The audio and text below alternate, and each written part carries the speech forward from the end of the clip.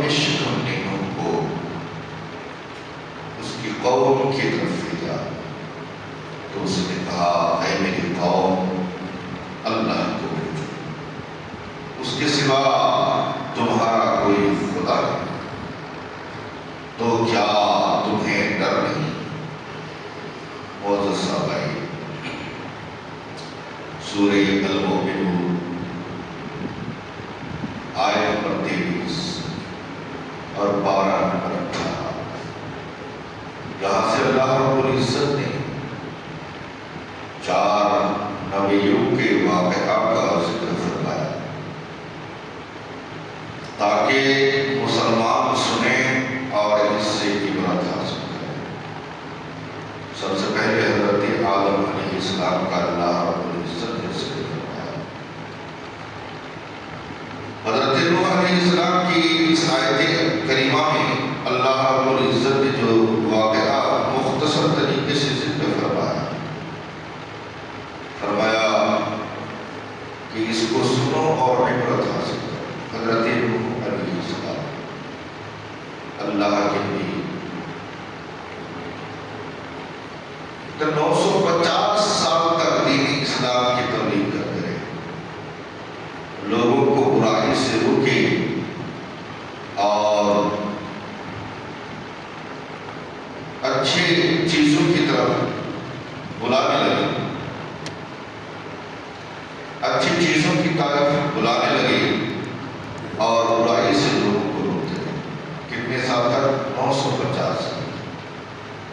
آپ کی عمر شریف روایتوں میں آیا ہے کہ حضرت نوح علیہ السلام کی عمر 1200 سال یعنی 1240 سال آپ کی عمر تھی۔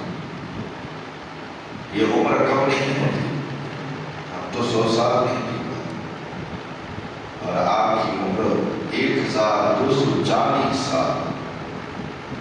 لوگوں کو صرف اچھائی کی جانب بلائیں اور بری چیزوں سے روکیں، لوگوں کو کہے اور لوگوں ایک خدا کی عبادت کرو اور میں اس کا بھی کہتے ہیں 950 سال تک لوگوں کو بلاتے رہے۔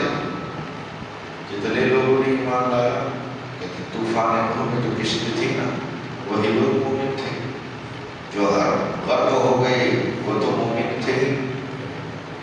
کہتے ہیں 78 لوگوں نے ایمان لیا ہے، 70۔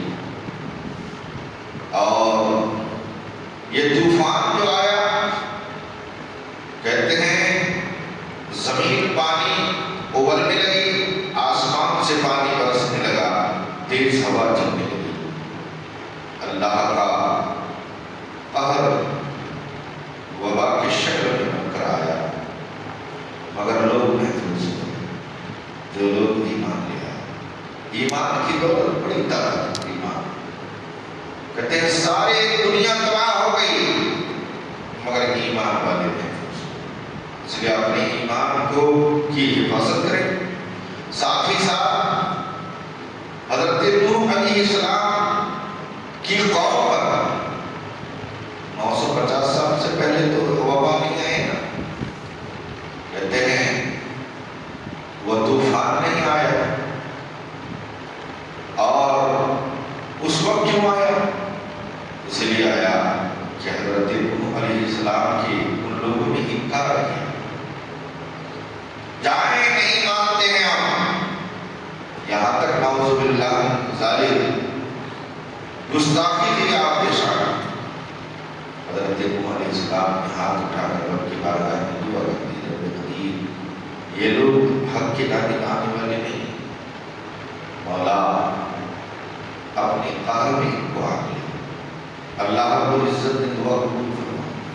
کہنے کا مطلب یہ ہے کہ اس واقعہ سے یہی پتہ چلتا ہے کہ اپنے ایمان کی حفاظت کریں اور افعال تتقون، وہ لوگ خدا سے ڈرتے ہی نہیں۔ معلوم ہوگا کہ جب قوم جلی ہو جائے گی، خدا کا خوف دل سے نکل جائے گا، تو قوم مسلم کے اوپر بھی اس وقت وبائیں آئیں۔ آج لوگ جانتے ہیں نا، آپ اگر نماز پڑھنے کے لیے بولیں گے تو لوگ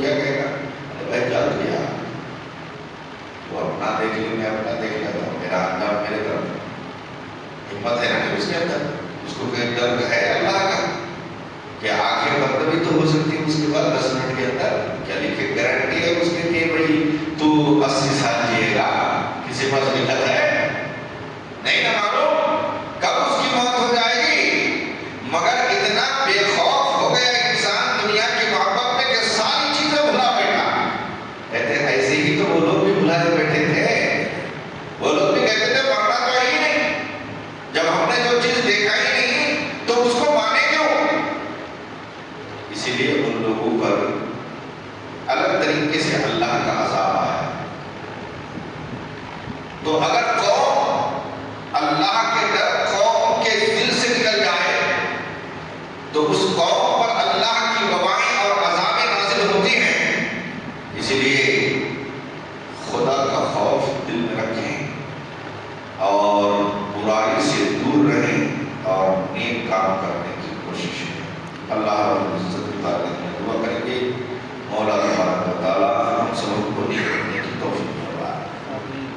بسم اللہ الرحمن الرحیم، اللہم صل علیہ وسلم، نحمد عباد الرحمن صلی علیہ وسلم، صلاۃ والسلام علیہ رسول اللہ کریمہ کا اساسہ بندہ نواز رب کائنات ہمارے نام فرما دے، نیک بننے کی توفیق دے یا اللہ۔